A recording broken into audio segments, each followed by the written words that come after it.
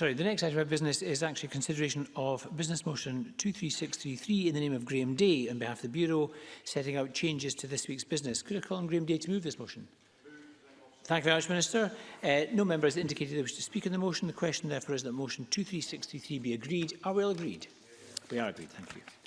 So the next item of business is a statement from the First Minister, Nicola Sturgeon, on COVID-19. The First Minister will take questions at the end of her statement. I would encourage all members who wish to ask a question to press their request to speak button, and I call on the First Minister. Thanks, Presiding Officer. As the Health Secretary has just been discussing, I am pleased to begin today by confirming that earlier on the first vaccines against COVID were administered in Scotland. This is a milestone we have all longed for. It offers hope at long last that we may now be at the beginning of the end of this pandemic. I want to take the opportunity to thank everyone involved now and in the months ahead in delivering what will be the biggest vaccination programme in our history. I think today we should all allow ourselves a smile. This is a good day and a good moment. But we mustn't at this stage drop our guard. For now, the virus and the risks it poses to health and life unfortunately remain with us. Indeed, we can expect the winter period ahead to be especially tough. As the vaccination programme rolls out across the country, the NHS will be coping with the impact of COVID and other winter pressures. And of course, we may also be dealing with any disruption caused by Brexit, the terms of which are still unclear. So we have no grounds at all for complacency about the months ahead, and we have every good reason still to do everything we can to keep ourselves and our loved ones safe. The levels approach is, of course, one of the main ways in which the Scottish Government seeks to achieve that. We have just completed our weekly review of the levels of protection for each local authority area, and I will shortly confirm the outcome of that process. However, I will start with a brief summary of the latest COVID statistics. The total number of positive cases reported yesterday was 692. That represents 5.5% of all tests carried out and takes the total number of positive cases now to 101,475. 983 people are in hospital. That's an increase of 9 from yesterday, and 57 people are in intensive care, which is a decrease of 2 from yesterday. I also regret to report that in the past 24 hours, a further 33 deaths were registered of patients who first tested positive over the past 28 days. And the total number of deaths under this daily measurement is now 3,950. These figures, of course, remind us yet again of the toll that COVID continues to take right across the country. So once again, my deepest condolences go to all those who have lost a loved one. Let me now turn to the outcome of this week's review. In summary, I'll come on to the details shortly, but in summary, I can confirm today that all 11 local authorities currently in level 4 restrictions will move out of level 4 to level 3 from Friday. I can also confirm that 5 other local authority areas will move down to a lower level from Friday. Before I set out those changes in detail, though, I want to briefly update the Chamber on some of the additional measures the Scottish Government is putting in place to help us manage the pandemic in the months ahead. Community mass testing has been or is being trialled in 8 different locations across West and Central Scotland. Early results from these trials will be published tomorrow, with further detail available next week. The purpose of this testing, of course, is to identify cases of COVID in people with no symptoms or before they display symptoms, to help break more chains of transmission. University students are also being tested using lateral flow devices to help them return home more safely at the end of term, and there will be further detail on that testing published tomorrow as well. We have also been considering how and when students should return back to campus after the holiday period, and the Deputy First Minister will set out details of this in a statement to Parliament later this afternoon. Walk-in testing centres continue to be established in towns and cities across the country. By the end of next week, 22 walk-in centres will be open. And as we expand the accessibility of testing, we're also extending NHS Scotland's laboratory testing capacity. The first of 3 new NHS Scotland regional hubs for processing tests is due to become operational on Saturday, and this will be located at Gartnavel in Glasgow. By the end of this month, NHS Scotland's testing capacity will have increased from almost 12,000 tests a day at the moment to almost 30,000 tests a day, and our total daily testing capacity, including Scotland's share of the UK-wide Lighthouse programme, will be 65,000 tests a day. In addition, and lastly, I can confirm that from next week, the Protect Scotland app, which is currently available for use only by people who are 16 or over, will be available to everyone across Scotland from age 11. All of these developments will be important in the months ahead in helping us to manage the pandemic as effectively as possible. But unfortunately, restrictions on how we meet and interact will also remain essential for some time yet. Our Levels approach seeks to ensure that the restrictions that apply in different parts of Scotland are proportionate to the prevalence of the virus in each area. Over the past 3 weeks, 11 local authority areas have been under the very severe Level 4 restrictions. I am pleased to say that prevalence in all 11 of these areas has fallen significantly. For example, in the week to Friday 13th November, Glasgow recorded 281 new COVID cases for every 100,000 people in its population. By Friday 4th December, that number had fallen to 150. In East Dunbartonshire, case numbers per 100,000 of the population have more than halved from 224 to 104, and in both North and South Lanarkshire, case numbers have fallen by well over a third. The fall in infection rates in these areas, which of course are the most highly populated in the country, have contributed to an improvement in the situation across Scotland as a whole. In the week to 13th November, we recorded 142 new cases of COVID for every 100,000 people. Last Friday, that figure had fallen below 100 for the first time in a long while to 99. And although this fluctuates on a daily basis, the national average for test positivity in the week up to last Friday was back under 5%, which of course is the threshold that the WHO uses to determine if outbreaks are under control. And I'm relieved to say that this progress is also reflected in our hospital and intensive care statistics. When I made a statement to Parliament 3 weeks ago, 1,249 people were in hospital with COVID and 95 people were in intensive care. Now, as I have just reported, these figures are 983 and 57 respectively. All of this puts us in a much better position to cope with the inevitable difficulties of winter, and I want to thank people across the country for their compliance in recent weeks. However, this improved position, while positive, does not remove the need for a cautious approach. The risks and challenges of the next few months are clear, and that is why in reaching decisions today we've had to consider the potential overall impact of moving to a lower level of restrictions at the same time as the Christmas period begins in earnest. That has led us to a proportionate but still cautious set of conclusions, and let me turn now to the detail of those decisions. In doing so, I would remind the Chamber that all of them are informed by input from the National Incident Management Team, our senior clinical advisors, and an assessment of the 4 harms. Given the welcome decrease in rates of COVID across the Level 4 areas, I can therefore confirm that the City of Glasgow, Renfrewshire and East Renfrewshire, East and West Dunbartonshire, North and South Lanarkshire, East and South Ayrshire, Stirling and West Lothian will all exit Level 4 on Friday. We do hope to see case numbers in these areas continue to decline for another week or so as a result of the Level 4 restrictions. However, there's no doubt that the easing of restrictions that the exit from Level 4 involves will give the virus more opportunities to spread. In light of that, we have decided to take a cautious approach and apply Level 3 protections to all of these local authority areas for a period. We will observe the data carefully before determining in the weeks ahead if and when those 11 local authorities should move to Level 2. When we introduced Level 4 restrictions, we said they would be lifted at 6 p.m. on Friday 11th December. That remains the case with one exception.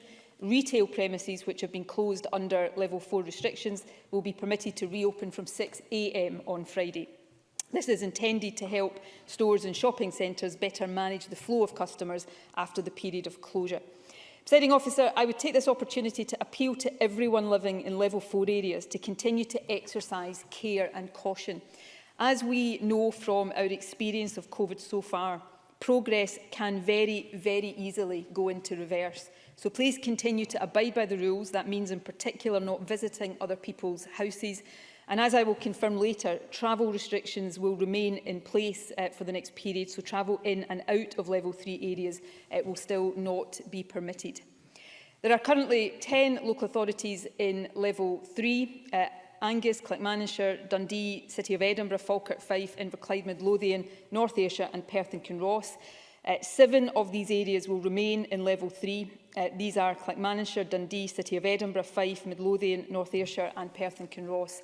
I want to make a particular brief mention of Clackmannanshire.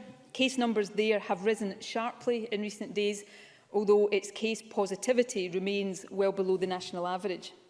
We are confident at this stage that the rise in case numbers can be attributed to the mass testing pilot that has been underway there. In other words, the issue is more cases being identified rather than a rise in transmission. Obviously, we will keep this under review, but we have decided that a change of level would not be merited at this point. However, I am pleased to say that there are 3 areas that will move down to level 2 from Friday. These are Inverclyde, Falkirk and Angus. All 3 have reduced and now have relatively low rates of transmission, although Falkirk's have increased very slightly in recent days, but it has not changed our judgment that all 3 meet the criteria for moving into level 2. We have also looked very carefully at whether Edinburgh should move to level 2 at this stage. Edinburgh is currently recording 68 cases per 100,000, which is below the Scotland-wide average. Its test positivity levels are also relatively low. However, cases in Edinburgh have risen slightly in recent days. There seems also to have been an increase in East Lothian and Midlothian. Also, the imminence of the Christmas period has had an impact on our thinking. A move to level 2 in Edinburgh would mean opening up significantly more services in our second biggest city in the 2 weeks before Christmas. That move would carry significant risk of increased transmission, and for that reason we want as much assurance as possible that the situation is as stable as possible before making that move. For that reason, and this has been a difficult decision, we have decided not to move Edinburgh to level 2 this week, but we will consider this again next week for both Edinburgh and Midlothian. At the moment, there are 6 local authorities at level 2, Aberdeen City, Aberdeenshire, Argyll and Bute, the Borders, Dumfries and Galloway and East Lothian. Both Dumfries and Galloway and the Scottish Borders have had consistently low levels of COVID for some weeks now. In Dumfries and Galloway, there were 23 cases per 100,000 in the last week, and in the Borders, 35. We have therefore concluded that both of these areas will move from level 2 to level 1 from 6 p.m. on Friday. I said in last week's statement that we were looking closely at both Aberdeen and Aberdeenshire following an increase in cases in both of those areas. In the last week, cases have fallen in both areas. Aberdeen has gone from 89 new cases per 100,000 to 74. Aberdeenshire's case numbers, by the same measure, have decreased from 95 to 80, and case positivity in both areas has also fallen and is at or slightly over 4%.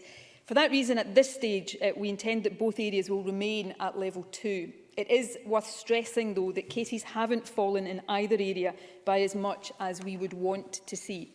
And there is still evidence that the levels of infection are due to transmission in the community, rather than solely being due to outbreaks in workplaces and care homes. We are therefore continuing to monitor the situation in both local authorities very carefully. I cannot rule out a move to level 3 for one or both of these areas in the weeks ahead. My message in both areas, as indeed it is for all parts of the country, is that the only way to stay at the current level and then possibly, hopefully, to move down further is to suppress the virus as effectively as possible. Both local authorities have assured us that they will continue to work with local public health teams to do that. The Scottish Government, of course, will do all we can to help, and it's also vital that local businesses and local communities continue to play a full part in those efforts. East Lothian and Argyll and Bute will also both remain at level 2 for now.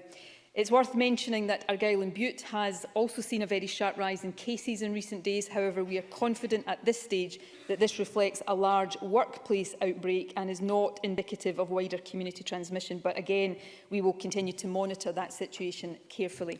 And lastly, Presiding Officer, I can confirm that Highland, Moray, Orkney, Shetland and the Western Isles will all remain in level 1. And of course, from Friday, the Borders and Dumfries and Galloway will also go to level 1. From Friday, there will also be a relatively small change to the rules for household gatherings on some islands in the Level 1 local authority areas.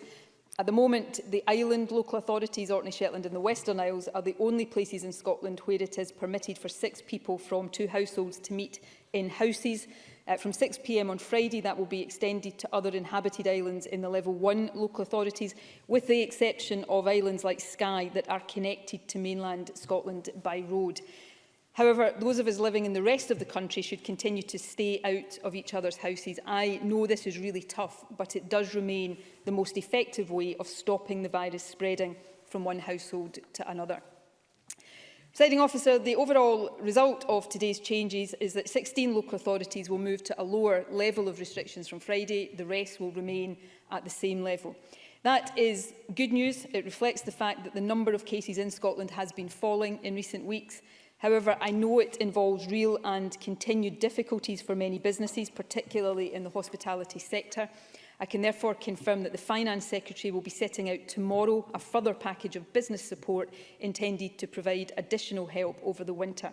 We will also be considering in the next couple of weeks whether any changes to the content of different levels, particularly as they affect hospitality, can safely be made.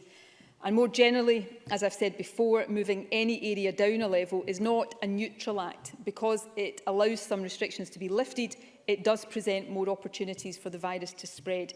So it therefore presents real risks. And so I would ask everyone, especially in those areas that are moving down a level, to continue to do everything they can to keep themselves and their loved ones safe.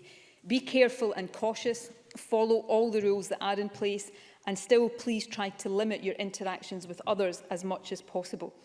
It may be counterintuitive, but as restrictions ease, caution actually becomes more important, not less. Travel restrictions, which will remain in place, continue to be a vital part of keeping the country safe with a targeted and proportionate approach to restrictions. So nobody in a Level 3 area or until Friday a Level 4 area should travel outside their local authority area except for very specific purposes, and no one should travel into Level 3 or 4 areas unless for essential purposes too.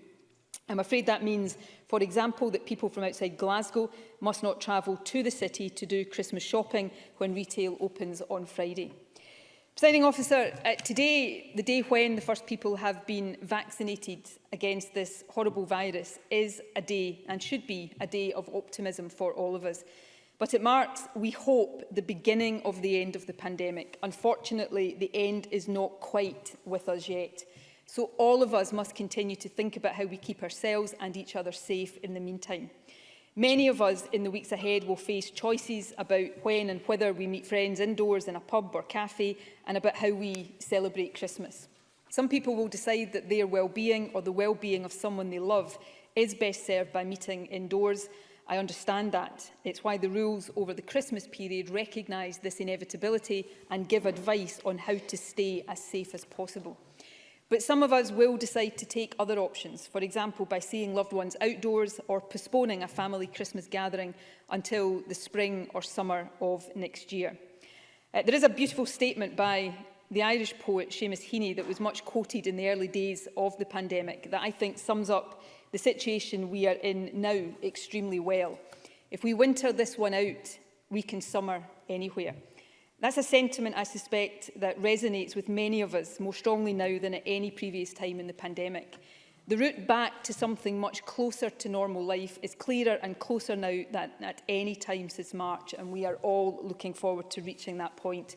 But we are not quite there yet, and so our priority must be on doing everything we can to ensure that when we do reach that point, all of our loved ones are there with us. That means taking extra care to stay safe now, so please continue to be very cautious in the weeks ahead. All of us should be thinking about how we can avoid creating opportunities for the virus to jump from one household to another. We must all continue to stick to the current rules and guidance. Unless you live on an island which has no road connection to the mainland and is in a Level 1 area, you should not meet in someone else's home. If you meet outdoors or in public indoor places, please stick to the limit of 6 people from a maximum of 2 households. Stick to the travel restrictions I've just outlined, and remember, finally, facts, the 5 rules which will help keep all of us safe in our day-to-day lives. Wear face coverings, avoid crowded places, clean hands and surfaces, Keep 2 metres distance and self-isolate and get tested if you have symptoms.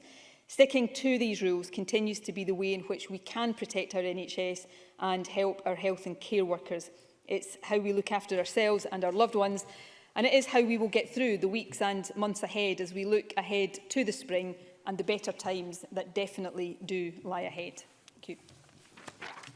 Thank you, First Minister. First Minister will now take questions. Ruth Davidson.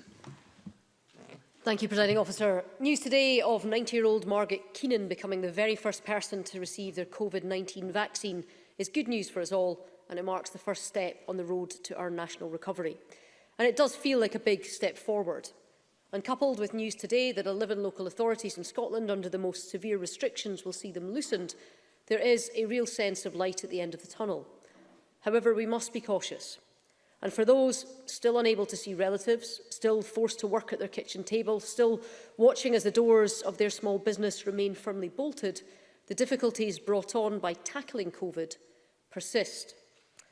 And for those businesses in local authority areas where the number of cases and every other indicator gave them grounds for hope that they should have been placed in the lower tier, but are being told today that they won't be because it's Christmas and ironically they might get too much trade, it is a bitter pill. News of continued restrictions means support doesn't just need to be announced, it needs to be delivered, and quickly. So tomorrow's announcement from the Finance Secretary will be welcome, particularly as the Scottish hospitality trade has seen lower levels of support than England and Wales, but it needs to reach its intended targets. For example, 3 weeks ago, the First Minister unveiled a £30 million discretionary fund to help those that had fallen through the cracks of COVID support, such as taxi drivers and people in the supply chain who themselves hadn't been forced to shut, but whose business had dried up due to other closures. This fund was to be administered by local authorities and would consider applications from across the piece. Fast forward to last week, and the First Minister repeated to the Chamber that this fund would see money flow in the very near future, and she went on to confirm that councils had signed off how the money would be split up last month. But as of today, local authorities still haven't received the funds and aren't able to open applications. This fund is designed to help those who don't qualify for other grants and who are on their knees. And they are watching the clock tick down, aware that shortly many council workers will be going on their Christmas leave with the processing time reduced. The First Minister announced this fund 3 weeks ago with a promise to get it up and running soon.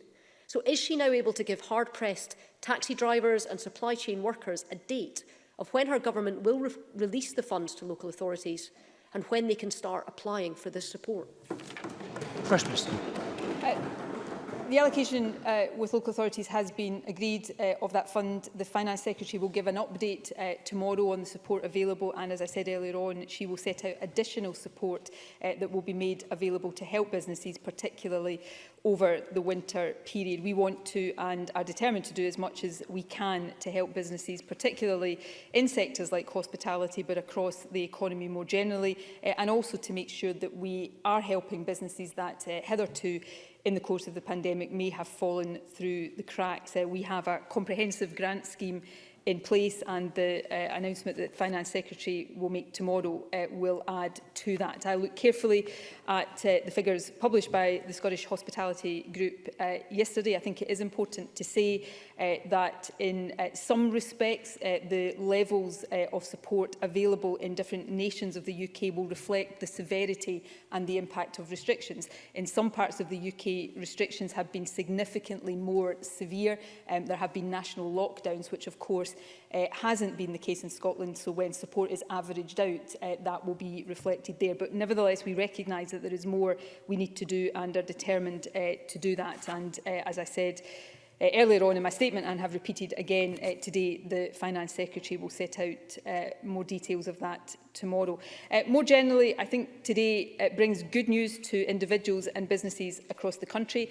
There will be parts of the country and businesses in those parts of the country that do feel disappointed and frustrated. I recognise that, but in trying to reach the right balance in that, we have to take these difficult decisions. I have said all along that it doesn't do businesses any favours, although I can understand why they want it, for us to move too quickly. Often that can run the risk of setting areas back and doing deeper and longer lasting damage. But I hope that we will continue to see all of the country move in the right direction in the weeks to come, but we should not underestimate the challenges over Christmas and the need for all of us to continue to comply with all of these restrictions.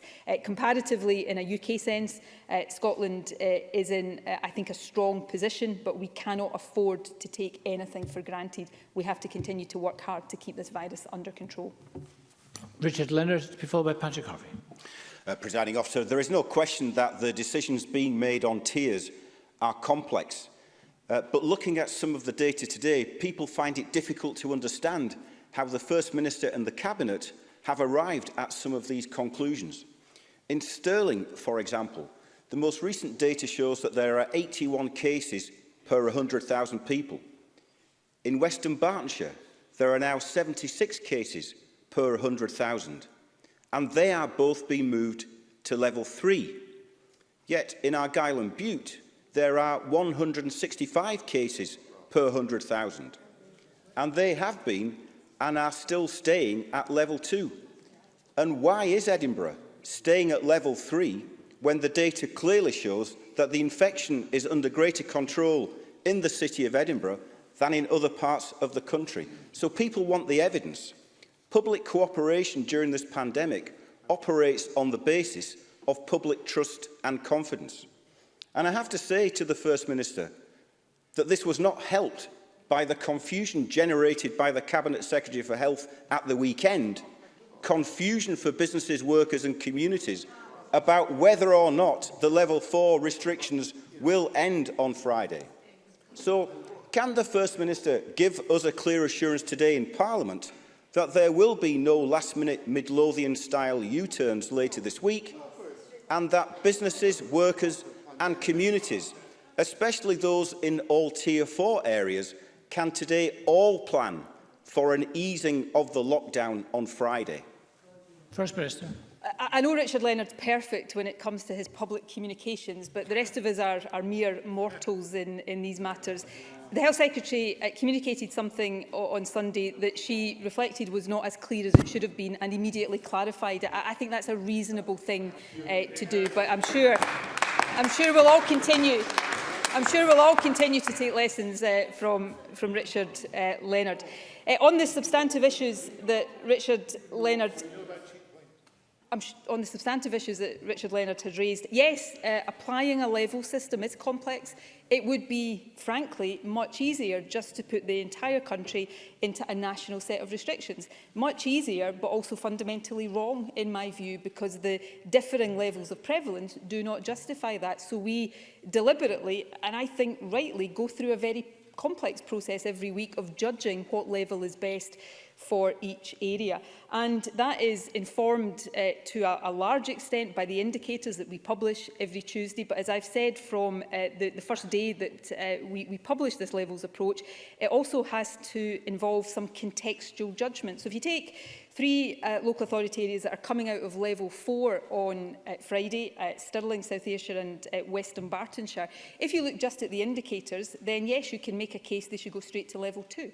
Actually, I think that would be an overly risky thing to do at this moment in time, to take an area directly from level 4 to level 2. The easing up could very quickly send these areas into reverse. And therefore, I think it's better, steadier and probably in the longer term interest of these areas to take them more steadily down the level. So these are the judgments we make, and people can decide whether or not they agree with these, but they are judgments that are being made for the best possible reasons, trying to get areas to the best possible outcomes. And Argyll and Bute, I've gone into this in my statement. If you again look on the face of it, Argyll and Bute has had a very, very sharp increase in cases, but we know there is one very big, significant, Jackie Bailey will be well aware of it, workplace outbreak in Argyll and Bute. And that is what lies behind the figures, not wider community transmission. So if we were to take Argyll and Bute up a level for that reason, we would be putting the wider population under levels of restrictions that are not merited, because we know exactly what lies behind those figures. So these actually are the complex decisions we are taking to try to make sure that what results from those decisions is proportionate and as targeted as possible. And we'll continue to take those decisions to the best of our ability. I understand in particular the frustration that the City of Edinburgh will feel. The Cabinet agonised over a couple of these decisions, Aberdeen and Aberdeenshire this morning, and also the City of Edinburgh. But there has been a rise in cases in recent days. There is if you look at the breakdown of today's cases, the number in Lothian, I think from memory, is second only to Glasgow today. So again, there is just a need for some caution there. The last thing we want to do, and all governments right now are struggling with these decisions, but we see in some parts of the UK cases starting to rise again. That may happen in Scotland over the next few weeks as we ease up. We cannot guarantee it won't. But to try to mitigate against that is why we are taking a cautious approach. And lastly, on Richard Leonard's characterisations of last-minute U-turns, I just need to remind him again, we are dealing with an infectious and unpredictable virus. All of these areas will come out of level 4 on Friday. But we have to remain flexible in the face of this virus. If I stood here right now and said, no matter what happens with the trajectory of this virus, we will not change any of our decisions, then people across Scotland should take a very, very dim view of that, because I wouldn't be doing my job properly in trying to keep the country as safe as I possibly can. I call Patrick Harvey, who joins us remotely, to be followed by Willie Rennie. Patrick Harvey. Thank you, Presiding Officer. Obviously, any reduction in the prevalence of this virus is to be welcomed, but it's clear that the reduction we've seen over the weeks when Glasgow and other parts of the country have been in level 4 is nothing close to the level of suppression that we saw during the summer. So it remains unclear to me whether alternative approaches that the government is being advised about would achieve that more significant level of suppression. And the First Minister has said there is a risk that cases will rise again, and she knows that education is one of our areas of concern there. Elsewhere in the UK, it's just been announced that schools will be allowed to close early, specifically in order that no teacher will be contact traced on Christmas Eve or Christmas Day. Doesn't the First Minister agree that this is a reasonable protection for teachers to be able to expect to ensure that they can have the break that they need and deserve? First Minister. On the first part of Patrick Harvey's question, it is a simple fact that a very, very severe lockdown will suppress levels of the virus more and faster than less severe restrictions will. But the more severe a lockdown, the greater the harms in other areas as well, and that is harms to the economy, harms to education and to social well-being and isolation. So these are balances that we have to try to strike. We think we have been analysing our levels system generally. We think that overall, the level system are reasonably effective, but we will be reviewing the fine detail of these over the next couple of weeks. We think, for example, there may be a differential effect in the impact of the levels between urban and rural areas, and the same level of restrictions may not have the same impact in an urban area as they will in a rural area. We're also looking at whether the restrictions on hospitality could be modified in any way to get the same effect while making things easier for hospitality, changing the hours of restriction, allowing alcohol at other times of day. So we continue to try to suppress this virus in as proportionate a way as possible, because I think everybody accepts that we cannot live indefinitely under the kind of lockdown restrictions that we were under earlier this year. In terms of prevalence of the virus, in terms of confirmed cases, we have the lowest level in the UK right now, which again doesn't give me any room or grounds for complacency, but suggests that the measures we have been taking thus far have had an impact. The challenge now and the priority now is to ensure that that continues to be the case. The Deputy First Minister set out last week the reasons for the decisions around the school holidays. Again, like all of these decisions, these are finely balanced. Arrangements are in place to take the burden of contact tracing off of teaching staff, head teachers in those final days of term, and the Deputy First Minister will set out more details of that in due course. Thank you. Willie Rennie, to be followed by Maureen Watt. Can I first thank the brilliant scientists who've made this vaccine? Science may be expensive year in, year out, but it's at times like this that I think we truly value the work that these brilliant people do. I can understand the cautious easing of the levels, just doing one level at a time, but there are some puzzling decisions today that have already been referred to. People have been told that if they did the right thing, infections fell enough and that there was enough hospital capacity that the restrictions would be eased.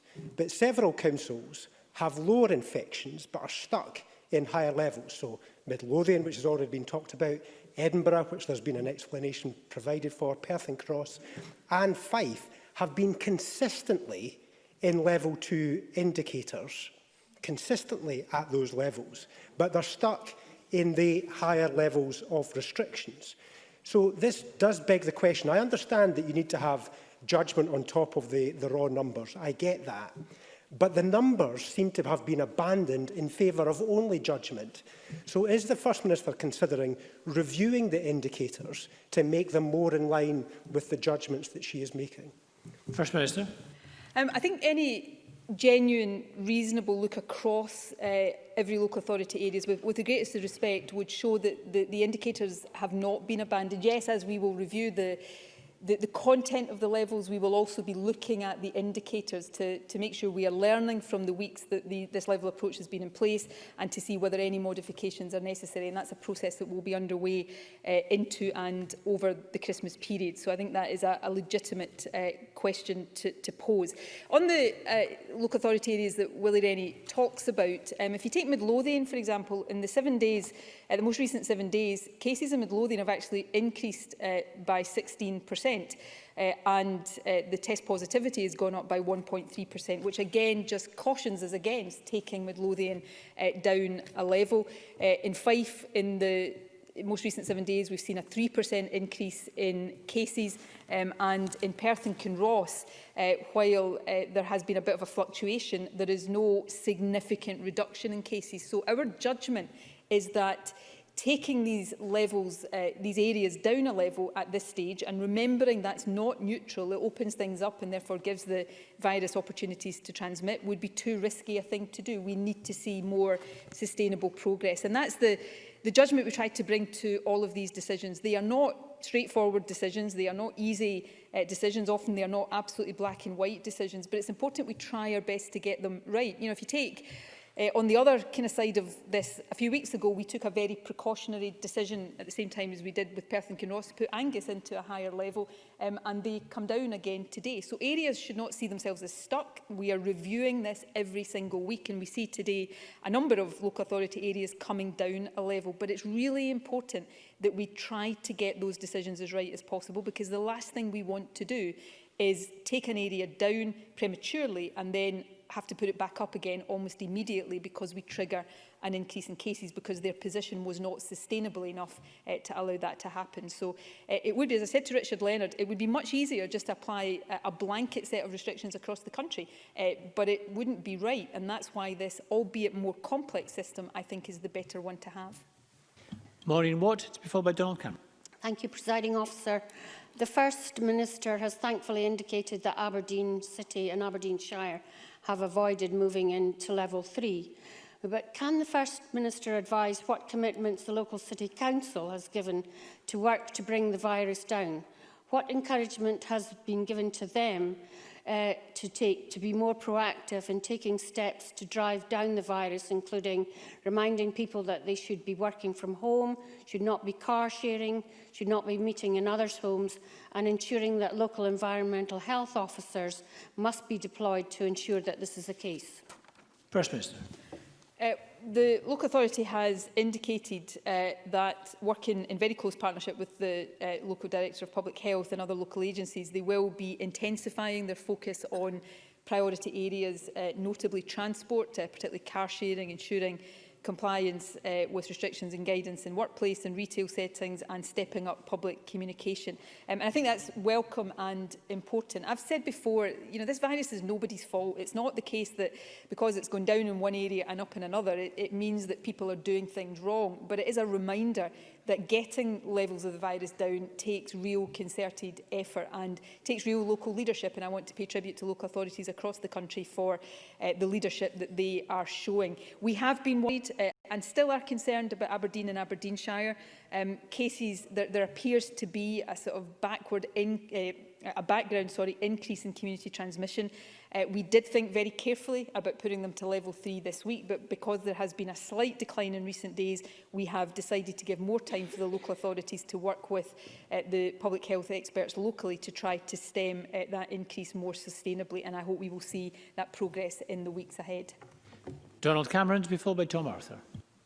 Thank you. I listened carefully to how the First Minister distinguished between inhabited islands on the one hand and mainland areas on the other in relation to household mixing in some level 1 local authorities. Has the Scottish Government considered making the same distinction in terms of Argyll and Bute, which remains in level 2 for the reasons she gave, but also contains many inhabited islands, and where some island communities feel strongly they are in too high a level? First Minister. Yes, we have, and I can assure the member that there is a voice in the government that raises these points very regularly on behalf of Argyll and Bute. It's a serious and very legitimate point. I think we did consider that for this week's review. I think given the situation in Argyll and Bute, which, as I've said, because we are confident it's a workplace outbreak and is not wider community transmission, meant that we didn't think it right to put it up a level. We also thought that that higher level of cases just for this week merited not opening up any more. But we will keep this under review in the weeks to come. Thank you. Tom Arthur, to be followed by Jackie Bailey.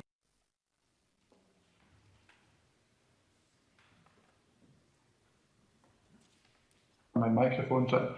Thank you, Presiding Officer. Well, confirmation that Renfrewshire and East Renfrewshire will move to level 3 on Friday is welcome.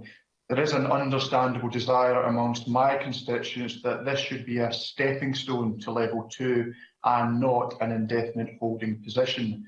I therefore ask the First Minister what role mass asymptomatic testing of the kind piloted in Johnston over the past week could play in supporting areas to progress down the levels. First Minister. Well, firstly, can I say I 100% agree that we don't want level 3 to be anything other than a stepping stone to level 2. We don't want level 2 to be anything other than a stepping stone to level 1. We want the trajectory here to be downward, but we cannot ignore when cases are rising, and we have to take precautionary action when we deem that to be necessary. And we know we are going into a period when the risks of transmission will be greater. But I do hope one of the factors in our decision 3 or so weeks ago to put these local authority areas into level 4 was that it did seem that without that greater action they may be left in level 3 for a very lengthy period. Hopefully this period in level 4, while they are going back into level 3 right now, will mean that that is a shorter period than it would have been otherwise. And the point about mass testing is an important one. We, as I think I said earlier on, we will publish the early and initial results of the mass testing pilots tomorrow, and there will be more results next week. The early indications there is that that has picked up cases of the virus that would not have been identified before, so we can break those chains of transmission. So it's not the whole answer to getting cases down in high prevalence areas, but I do think it offers us another tool in the toolbox that will make a big difference, particularly to areas like Renfrewshire. Thank you, Jackie Bailey. To be followed by Annabel Ewing. And I welcome the decline in number of new cases and the lower positivity rate in Western Bartonshire, now lower than the Scottish average, and hope that it will not be long before it moves to level 2 from level 3 at the next review. But there is a spike in Helensburgh and Lomond, part of Argyll and Bute, and measures are being taken to control this. But what remains troubling for my constituents is that large numbers of people are travelling between level 3 and 4 areas across the central belt to level 2 areas like Helensburgh to eat, drink and shop. Can I ask the First Minister what additional measures can be taken to discourage that travelling between areas? First Minister. I agree with Jackie Bailey that this is a big issue, which is why I was surprised and disappointed that she and her Labour colleagues, or her Labour colleagues, I'm not sure if she did, voted against the travel restrictions when we debated these in Parliament a couple of weeks ago. These are difficult, but they're an essential part of trying to stem the flow from high to low prevalence areas.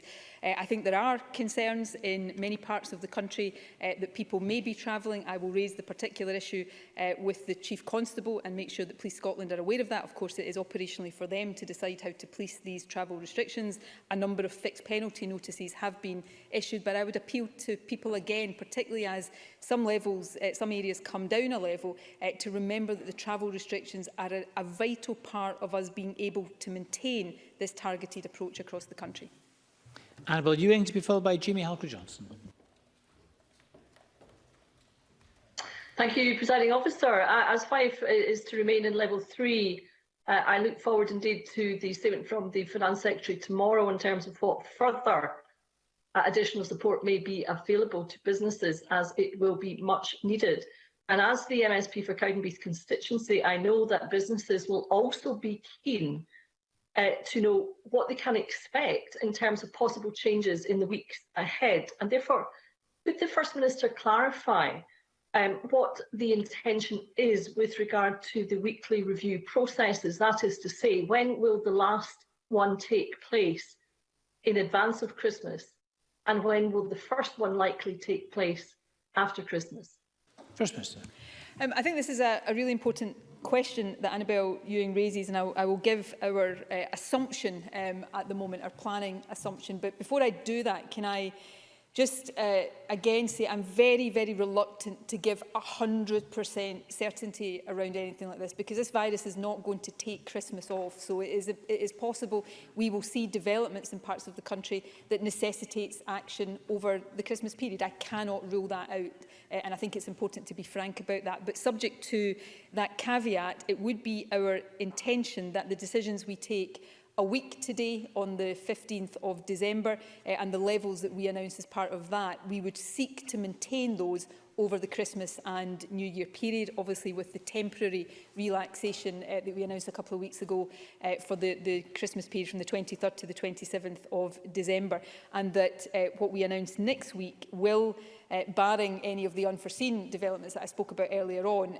continue until the first Cabinet of 2021, which will be on the 5th of January, and then we would have another review then. So I hope that we will have that period of stability from the 15th of December through to the 5th of January, but of course we have to be prepared to act should the picture say that that is necessary. Jamie Halker-Johnson, to be followed by Bruce Crawford. The First Minister will be well aware of the real pressure on Scotland's important tourism sector and the frustration that support available from the Scottish Government has so far been inadequate, with many operators struggling just to stay afloat. And even with the rollout of the vaccine, there is real concern for the next few months and little confidence among some operators and others that the next summer season will bring much better. So can the First Minister offer any encouragement to our important tourism sector that a government does recognise that it will need support up to and possibly through next summer, and that their concerns will be addressed in the Finance Secretary's statement tomorrow? First Minister. Yes and yes are my answers to that. Firstly, yes, we recognise that the tourism sector is going to need support for a significant period of time, up to and including next summer and perhaps after that as well, as it recovers from what has been a deeply damaging and traumatic period for them. The Cabinet, I think, last Tuesday discussed the outcome of the Tourism Task Force and the recommendations there, and some of those deliberations will feature in the Finance Secretary's announcement tomorrow, which will set out further support from the tourism sector in the short term, but of course we recognise that that obligation and responsibility will be there for the longer term as well. Thank you. Bruce Crawford, to be followed by Pauline McNeill. Thank you, President Officer. First Minister, will you firstly join with me in recognising the sacrifices that citizens and businesses in the Stirling Council area have made to ensure a reduction in levels of infection? The First Minister also agree that while this reduction is welcome, further progress is still required. And while it's good news for non-essential shopping that Stirling is moving into Tier 3, long-suffering hospitality businesses still face operating restrictions. Can the First Minister therefore please tell me what conditions were required to be met to enable Stirling to enter into level 2, and how soon will the Government review again the situation in this regard? First Minister. Well, yes, I would join with Bruce Crawford in paying tribute to people across Stirling and indeed across the whole of the country for the sacrifices that have been made now for several months. Every day I stand and announce decisions that are difficult for people, and I don't want anybody to think that we don't fully appreciate and understand the degree of sacrifice and difficulty that people have faced and continue to face. And I can probably never find the words to thank people enough for everything that they are doing to try to help us suppress this virus. Progress in Stirling has been encouraging, but we do understand, and I've indicated this already today more generally, that the situation leads to continued difficulties for businesses, particularly in hospitality.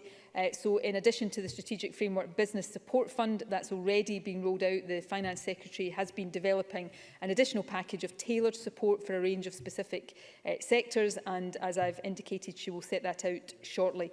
We will review Stirling's position as we review every local authority area on a weekly basis, and we will announce the outcome of the next weekly review next week. As I've just said to Annabel Ewing, we would hope that next week's decisions will last through the Christmas period, but of course we will continue to respond to any developments as they happen.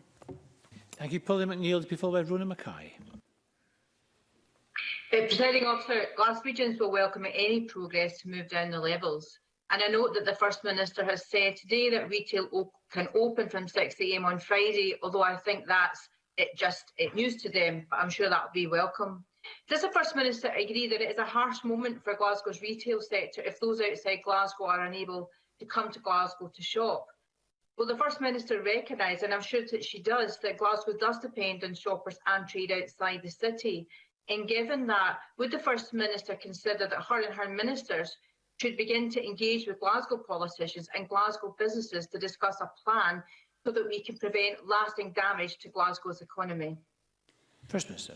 The Scottish Government engages closely with the local political leadership in Glasgow and indeed with business community, including retail in Glasgow and across the country. In fact, the decision to enable retail to reopen at 6 AM on Friday as opposed to 6 PM was a specific request from the retail sector, and I think a sensible one, because they judge that that will enable them to manage any potential rush back to the shops better than they would if shops were opening at 6 PM and if the first full day was a Saturday, when people, of course, are less likely to be at work. So it's a sensible suggestion and one that the Scottish Government has responded to.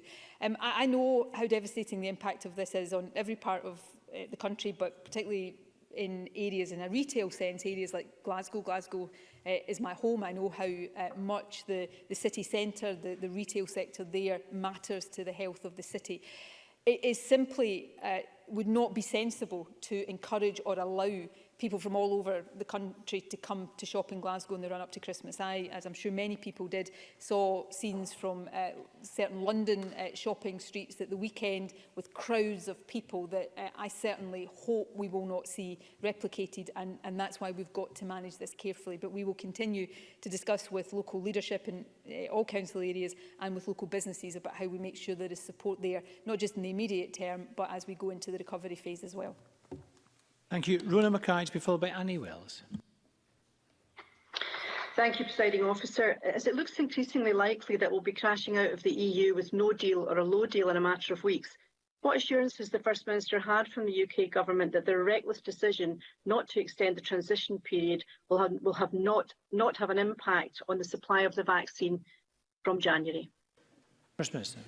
Obviously, the end of the Brexit transition period is a key issue in all of our thinking and planning right now, and that is increasingly the case the closer we get to that, and the closer we get to that without there being any clarity on whether there is a deal or not. If there is a deal, which I hope there is in the next couple of days, it is going to be a fairly minimalist one.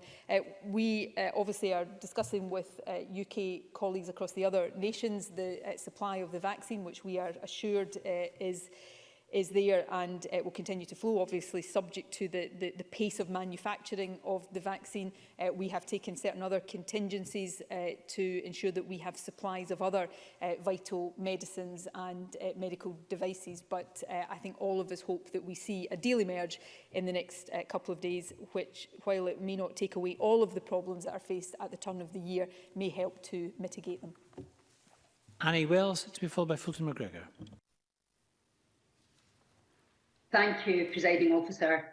First Minister, this vaccine requires 2 doses per person. How will people be told the appointment of the second bolster COVID-19 vaccine after they've received their first? First Minister. When you get the first dose of the vaccine, you're given the date for the second dose of the vaccine. That's a part of the planning. One of the complications of this vaccine, although we expect that this is not peculiar to the Pfizer vaccine, is that it is 2 doses rather than 1. It may be in the fullness of time that changes. The Health Secretary and I had helpful discussions yesterday late afternoon with the senior management of Pfizer to discuss with them supply and what they might hope for in terms of development of the vaccine in the longer term. But what we have right now is very welcome, and we are working very hard to overcome any of the logistical challenges associated with the characteristics of it. And we have seen the first number of people vaccinated already today, and we will publish figures over the course of the coming days and weeks as that programme develops. Thank you. Fulton McGregor, to be followed by Sarah Boyack. Thank you, Presiding Officer. First Minister, last week I was contacted by a 27-year-old constituent who says he has now experienced symptoms of COVID for over 40 days since his diagnosis. Although he says his initial symptoms are mild, he tells me that he's now constantly fatigued, his smell and taste have left him, and he's experiencing brain fog. For someone previously very active, he says this is having a major impact on his life. I've also been speaking with a nurse from my constituency on the front line in the earlier part of the pandemic in the COVID wards, who is still suffering from long COVID after many long months. Both my constituents want to highlight that the virus can affect younger people, but what they've asked me to raise today is the issue of support for those suffering. Can I therefore ask the First Minister if there is any update on research and treatment guidelines to support people who are struggling with what has become known as long COVID? First Minister. This is a really important issue, and I think it is a reminder that this virus doesn't just affect older people, and it doesn't just result in particularly some vulnerable people in them losing their lives. This virus can affect younger people and on a long-term basis. And we don't yet fully understand the issues and the factors behind what has become known as long COVID, but it's something that we all need to address in the months to come. The NHS already delivers care tailored to the needs of people who are experiencing long COVID across a range of different specialisms. We're also working with SIGN, NICE and the Royal College of GPs in developing a clinical guideline on the persistent effects of COVID that will be published shortly, and that will support clinicians to better identify symptoms and then any treatments that people need and might benefit from. Additionally to that, we've launched a call for research to improve understanding of the longer term effects of COVID on physical and mental health and well-being, and thereafter we'll develop clinical interventions to better support recovery and rehabilitation. So this is an area where we all need to understand more, but there is no doubt much will need to be done to address these impacts. Sarah Boyack, to be followed by John Mason. First Minister, can I share my concern about the handling of the decision regarding Edinburgh and the uncertainties it's caused for businesses? And can I ask her to comment on reducing the source of virus transmission in the city? Car sharing was identified by Jason Leach yesterday, so can she therefore highlight the advice on car use, and in particular what the advice is for employers who still expect staff to share vehicles even when staff are concerned about their personal safety? First Minister. We advise against car sharing whenever possible. Obviously, there will be circumstances where it is necessary and essential, as is the case for travelling from one part of the country to another, but we advise against it. And we would say to all employers that they should be very sensitive to the concerns of their staff. If staff have concerns about anything they're being asked to do in their workplace, particularly if they are workers with health conditions or worries in that sense, then to try to come to agreements there. There are a whole range of ways in which this virus transmits, but to put it simply, it transmits when people come together, and therefore, hard though it is, and it has been the hardest part of all of this, what we have to do to get levels of the virus down is to reduce the circumstances in which people are coming together, and obviously the enclosed spaces of cars and vehicles is one where the virus may well take the opportunities to spread. And John Mason. Thank you very much. I very much welcome the fact that Glasgow is moving to level 3. I mean, if the worst came to the worst, would it be possible that Glasgow could go back to level 4 again? First Minister. I can't rule out Glasgow or any part of the country having to go to level 4 for the first time or again. I would dearly love to be able to stand here and do that, but I can't.